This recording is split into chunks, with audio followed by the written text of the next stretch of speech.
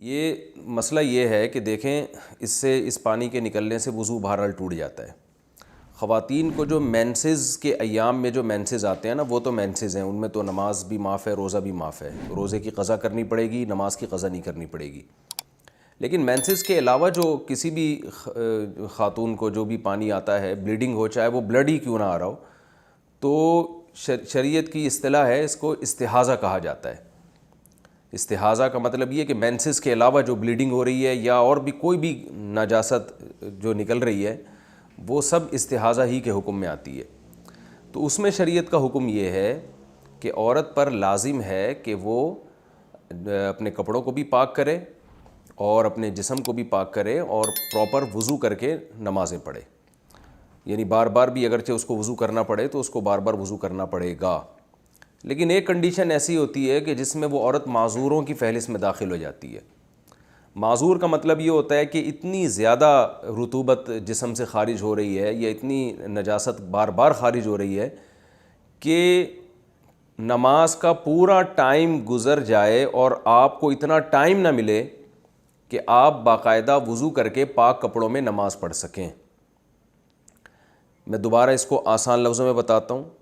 یعنی زندگی میں کبھی بھی ایسا ہو جائے نا کہ نماز کا پورا ٹائم آپ کا گزر گیا اور آپ پاک کپڑوں میں اپنے آپ کو پاک کر کے وضو کر کے نماز ہی نہیں پڑھ پا رہے ہیں۔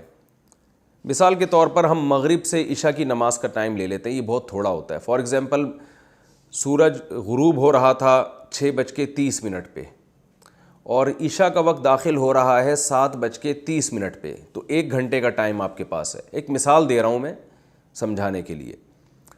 اب کسی خاتون نے 6:30 بجے وضو کرنے کے لیے مغرب کی نماز کا یعنی ارادہ کیا اور وضو کرنے کے لیے وہ گئیں۔ اب انہوں نے دیکھا کہ بھائی میں وضو کر کے مصلی تک پہنچتی ہوں اور مجھے یہ پانی آنا شروع ہو جاتا ہے، یعنی میرے کپڑے ناپاک ہو جاتے ہیں کیونکہ اس پانی کے نکلنے سے وضو ٹوٹ جائے گا۔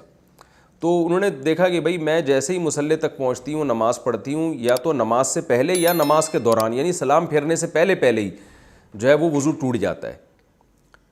تو وہ دوبارہ وضو کریں، پھر نماز کے لیے جائیں تو دیکھا پھر جو ہے نا اس طرح وضو ٹوٹ رہا ہے۔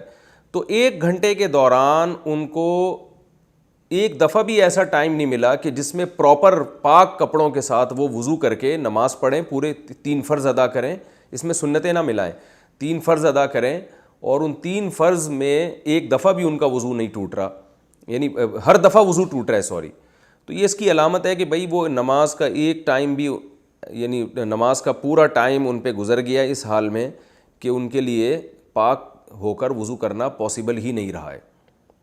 تو شریعت ایسی خاتون کو حکم دیتی ہے کہ یہ معذور میں داخل ہے۔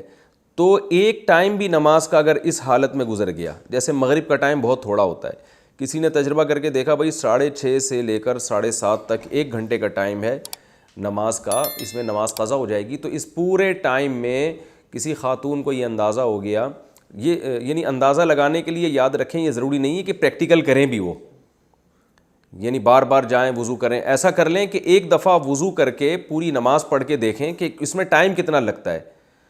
تو اس ٹائم سے ان کو اندازہ ہو جائے گا کہ اس ٹائم کے اندر دوبارہ میرا وضو ٹوٹ رہا ہے کہ نہیں ٹوٹ رہا۔ تو اگر دوبارہ اسی ٹائم کے اندر وضو ٹوٹ رہا ہے تو یہ اس کی علامت ہوگی کہ بھئی آپ پورا ٹائم بھی پاک ہو کے نماز نہیں پڑھ سکتی، لہٰذا ایسی کنڈیشن میں آپ شریعت میں معذوروں کی فہرست میں داخل ہو جائیں گی۔ تو آپ پر پھر یہ شریعت یہ حکم دیتی ہے کہ جب ایک دفعہ بھی ایسا ہو جائے تو اب ایسی خاتون کے لیے پورے ٹائم کے لیے 1 دفعہ وضو کافی ہے۔ وہ 1 دفعہ وضو کریں، اسی سے فرائض بھی پڑھیں، سنتیں بھی پڑھیں، نوافل بھی پڑھیں۔ جب وہ ٹائم گزر جائے گا تو اگلی نماز کے لیے ان کو دوبارہ وضو کرنا پڑے گا، اور جس مرض میں وہ معذوری میں مبتلا ہوئی ہیں اس مرض کی وجہ سے یعنی اس لیکوریا کی وجہ سے وضو نہیں ٹوٹے گا۔